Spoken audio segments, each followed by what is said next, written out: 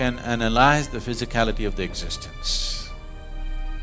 Once you cross the physical dimension, your logic is completely out of its realm. So, because this is a dialectical culture, the same science has been expressed in story forms. I cannot go into the whole story, it's a long story. But when I told this story to one of the top scientists in the world, when I was speaking to him and I explained this, see, this is how it is, this is the nature of the existence. This is from the yogic lore, but we are always told not to believe the lore till it becomes a reality in your experience. And this is the reality in my experience. If you go like this, this is what will happen. So when I spoke to this very top-level scientist, who's a Nobel laureate, and I was telling him that this is what it is, there was a group of them, and when I explained, this is how it is within me, what do you think? They said, Sadhguru, if you can give a mathematical backbone to what you're talking, this is Nobel Prize stuff. Can you give a mathematical background? I said, I'll never bother about the mathematics. It's true for me and it has transformed everything that I am because it's true for me. Everything that I ever was changed simply because I touched this dimension within me. I don't wish to work equations for that. And anyway, Nobel Prize wouldn't mean anything to me, I would be too embarrassed by such things. So, this story, because I will make it so brief, there could be holes in it. If I make it elaborate enough, there'll be no holes in the story, it's a perfect theory. And we have proved it within ourselves that it is true. But you want to build a $10 billion instrument under the ground to prove the same thing, it's up to you. This can be experientially proved within yourself if you are willing to go into the depths of what this is. Because this is made exactly the same way the whole universe is made. If you go deep enough into this and you know how this is made, by inference, you know how everything in the universe is made. By inference. And even now, science is also only inferring. Today modern science has admitted that it's an ever-expanding universe or an endless universe. Rather, ever-expanding is a yogic term, they are calling it an endless universe.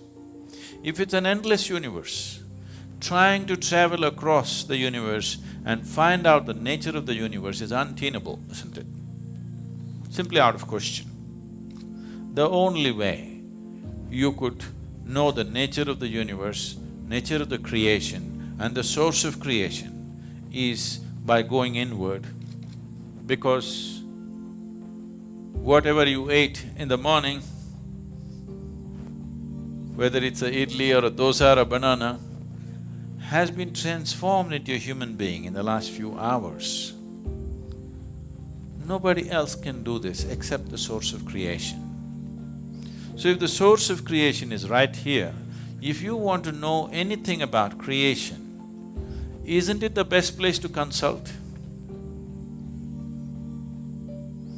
If you want to know anything about creation, isn't the source of creation the best place to consult? And if you had to go to heaven for this, you could give it up. If it is right here, why don't you consult? Simply because you're too enamored by your own thought. You think you are going to capture the whole universe with your thoughts. It is a foolish way to approach. The only reason why science has survived is because of technology. It keeps throwing out technologies. If no technologies were coming out of science, they were just talking about all the things that they have been talking, people would have beaten them down for the money that they spent. And it's happened in the past, when there were no technologies and people just spoke science, they were beaten down, isn't it? So, science has its value in terms of utility, but science cannot open up the existence for human experience. It will not, it can never do it because they are going with intellect. Intellect as an instrument works only to dissect. The only way intellect can approach anything is to break it up and see. If you ask a scientist to find out something about this flower, first thing is he will break it up into pieces. I think I should ask a scientist to make me understand one of you. He will talk about dissecting you then. If you break this up, you may know many parts of this. You may know the structure of it, you may know the chemistry of it, but you will not know the beauty of it. You will not know the completeness of it, because the flower is an expression of a plant finding its fulfillment. It is the highest thing for the plant. For its life, this is the highest happening. It's the flowering of that life. You will not know that. You will not see the hand of the Creator in this if you break it up.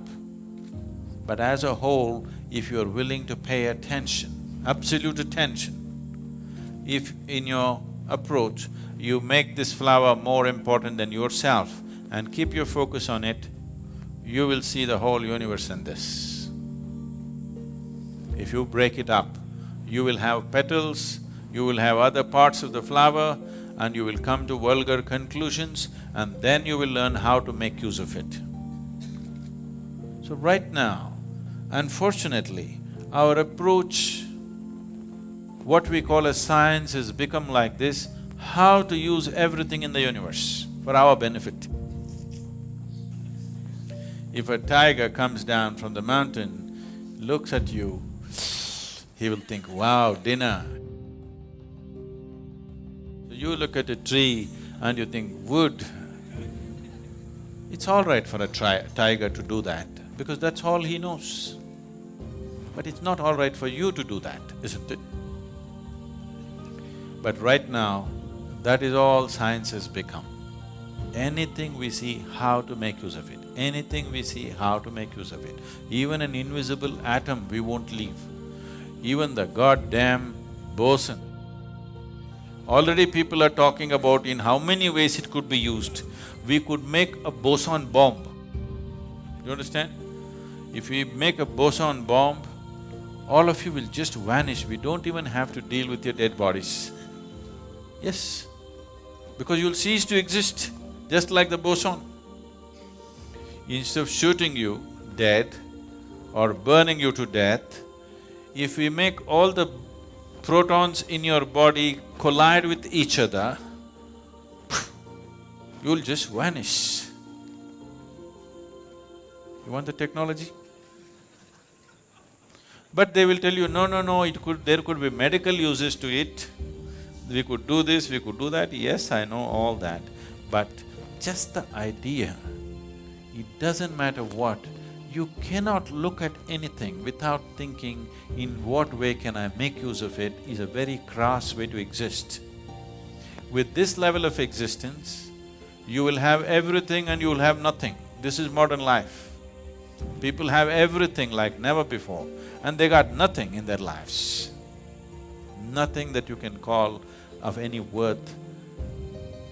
People who have everything and cannot feel life in any significant way, when they die or when the moment of death comes, they will see that they spent this whatever number of years without living a moment, because what can I get is a sure way not to live, because from what you get you can only make a living. It's only by what you give that you make a life. So giving does not mean money or something else or something else. It is just that this moment if you look at this tree, how totally you can give yourself to this tree, that is how intensely you know life. If you sit here and calculate, what can I get out of this tree, you will completely miss life. Completely. Life will evade you. So, this kind of science which denies you life should be restricted if you ask me. I know I'm going to be hugely unpopular because somebody is going to Twitter and say, Sadhguru says science should be curtailed. It's all right. I'm telling you, a science which is driven just by what can I get out of it needs to be controlled a bit. Otherwise, human beings will have everything and they'll have nothing. When that is your experience, then you will destroy everything. Today, the planet is not being destroyed because of something else. It is just unbridled use of technology, isn't it? It could have been used for our well-being, but it's working against us because we have not worked the other dimensions of life. We are just going with this, what can I get, what can I get? If you go with this, there'll be no planet left after some time. But even if the planet is left, suppose we rope in another 10 planets, still it will not be enough. We will still have nothing, we'll have everything. This is my experience. Science should have been just a quest to know, not to exploit the creation. It is just a longing to know. Human longing to know wants to find expression in every possible way. Physical sciences is one of the ways, perfectly fine. But once it starts serving the masters who sponsor it, then if businesses sponsor it, they're looking for profit from it. If nations sponsor it, they're looking how to make more powerful weapons out of it all the time. You must understand this. The cutting-edge science always first becomes cutting-edge military technology. Only after that it comes down to other uses. How many lives has it taken? How many more do we want to take? That's a question. So, this goddamn particle, one good thing it's done is, the whole world is thinking particle physics. I like that. That's nice. But do you know the boson is named after Satyendranath Bose? You know this? No? It's an Indian mathematician, a self-taught mathematician. As Albert Einstein acknowledged, he said, the Western sciences couldn't take a single step without the Indian mathematicians. The fundamentals of mathematics came from the East. But always here, the other ethos of the culture said, you should not do anything that's exploitative to nature, because nature was seen as Mother Nature. You don't go about raping Mother Nature. You take only what you need, nothing more. Because of that attitude, this science was not converted into technology, and that is the wisest way to handle science. Just as a quest, a tool, a way to know, and nothing beyond that, and technology must be really controlled. What is absolutely needed, that's all that should be done. This unbridled usage, already people are talking how to use the boson that they have not seen. When we can use the atom that we have not seen. So it doesn't matter what you see, you're thinking of how to use it.